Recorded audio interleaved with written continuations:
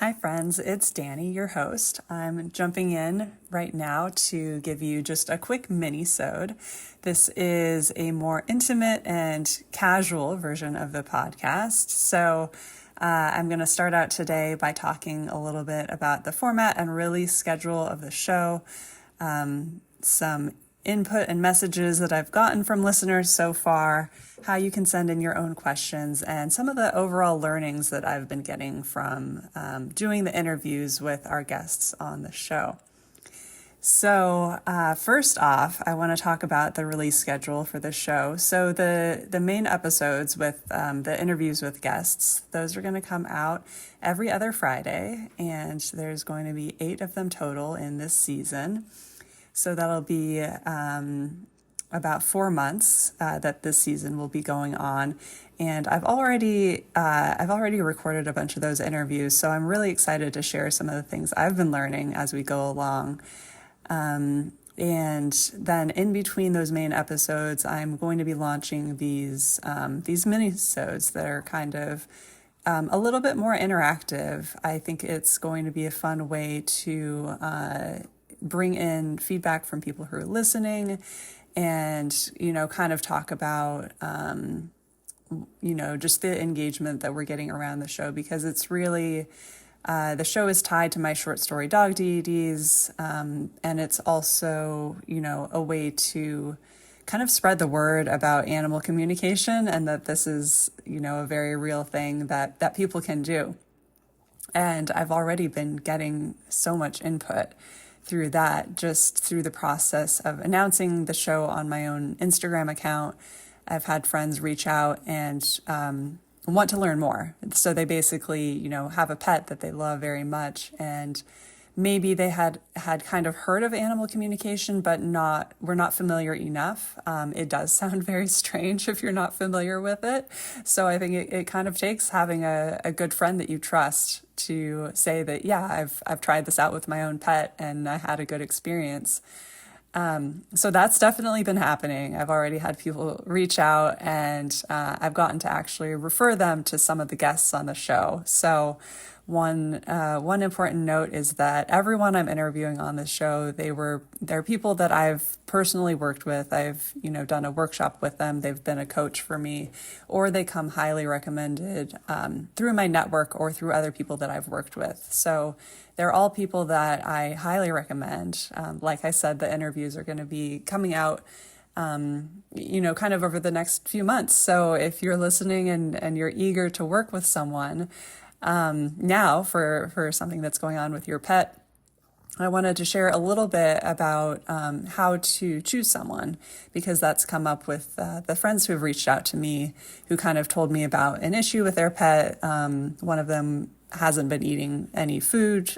She's tried a bunch of things, including cooking the food herself. And then another friend also had, kind of a more physical issue with the pet's health.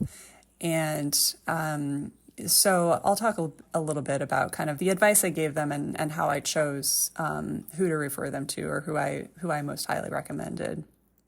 So in animal communication, I kind of have seen people in 3 buckets when I've done research around this. There's people who call themselves pet psychics, and those tend to focus more on finding lost pets. Tends to be more the theme there. And then there's intuitive animal communicators, who are a bit more broad. And then there's people who do animal communication, but they also do other kinds of coaching. So I tend to find people fall into those buckets. And there's also a lot of intersection between animal communication and Reiki. I'm not sure if that's kind of an accident or by chance, because Reiki is used for humans, but you can also use it for animals. And there seems to be kind of just like a tie between those things, that people do Reiki for animals. The other thing to know about Reiki is that when you practice Reiki, it helps boost your intuition and it activates psychic abilities. So people who start doing Reiki for animals or humans start to get those intuitive messages too. So there's just kind of a spectrum where these things tend to be related. So something else to think about is with animal communication. If you're looking for kind of a more physical or a health issue, which you might, in that case, want someone who does Reiki as well, because Reiki works on healing at multiple levels: physical, emotional, and spiritual. And the other theme might be if you're looking for more insight into the pet and its preferences. This is where I was when I first adopted my dog. She was a senior dog, so she had some health issues that were a bit confusing, and the vet didn't necessarily have a clear idea of what it was. But I also just wanted to know more about her. I actually wanted to know about her past because I had adopted her as a senior pet, and the rescue didn't know anything about her past. So, so I, to kind of break it down, something with a lost pet, lean towards like the pet psychic, because, the more specialized you are, the more practice you have.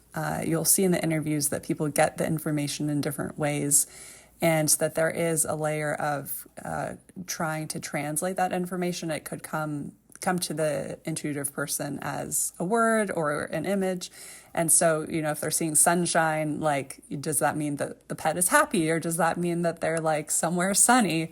There's like definitely a skill to translating that. So something like looking for a lost pet, working with someone who has done a lot of that will be more effective. And then for some kind of health issue, I would lean towards someone who does Reiki and animal communication. Often they offer it in the same session. A lot of them understand that sometimes the health issue means that they need to talk to the pet, and vice versa. Sometimes talking to the pet means that they need to do Reiki. So seeing that crossover is something that I would look for that. And then the more information-based queries that you might have would be more of someone who does an animal communication session. And, in that sense, you usually go in with a list of questions, and then they, the time that they have, they see how many that they can get through. And you would be surprised. I had really a long list of questions for my first session. It was only 30 minutes. And I would say halfway through the session, we had kind of gone through the questions, and I was sort of like, okay, well, what about this? So you want to go in with a good list of questions, because you're going to be able to learn a lot while you're in that session with your pet. And then that last category that I mentioned is people who do coaching for humans as well as the animal communication. And I would say that tends to come up more than people expect. And I was like this too. I went in thinking I'm just going to learn about my pet, but the person I worked with was like, oh, you also, this is what you can learn about yourself through your interactions with your pet.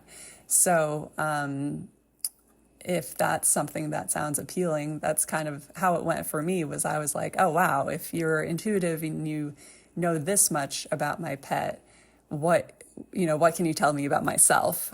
Because I would love to have that kind of growth that you're, talking about, that kind of growth and insight that you're describing with my pet Bambi. So I went on to book a coaching session for myself, which was really cool. So if you're excited and if you have some, I guess, background around kind of this idea that pets are brought into our lives for a reason, then there can be a lot of benefit in working with someone who does coaching for humans as well as coaching for pets, because you can kind of work both sides of it. So that's a little bit about the different kinds of animal communicators and what to think about when choosing someone. There's also, the obvious regions. So I would say like every animal communicator is doing it online now. So, you can work with someone from anywhere, from any time zone, which is really cool. So you have a lot of choices. You don't necessarily need to be in person unless that's just something that you prefer. It's kind of fun to get to know someone in person too. But most animal communicators, I think especially after the pandemic, have kind of switched to all online, even if they live in the same city as someone. And then there's a huge variation in prices. And so that's something to keep in mind as well. That is likely also influenced by the region people are in. You can find people who are extremely talented, but maybe live in a smaller city who are then able to offer more affordable prices. So that's something to keep in mind as well, that there can be a big variation there, and it can be based on a lot of different factors. So I'm confident that if you are wanting to have a session with your animal, that you'll find a person who's amazing for you. And if you have any questions about the process, feel free to reach out. I'm going to put a link in the show notes for how you could reach out and send in questions about the podcast. If you have questions, if you're listening and have questions for animal communicators, wanting to better understand how it works or something else, I would love to bring that into future interviews. So definitely reach out with that. I'm also curious what kind of questions you would have for your own pet. It can be fun to see what other people would want to ask, and maybe give others ideas for how they want to communicate with their pet. So I would love to see those as well. And I'll start, whatever people send in, I'll start addressing on future minisodes like this. And we can kind of make it more of a conversation because I love learning from people. So I love sharing what I learn, and I love learning from you as well.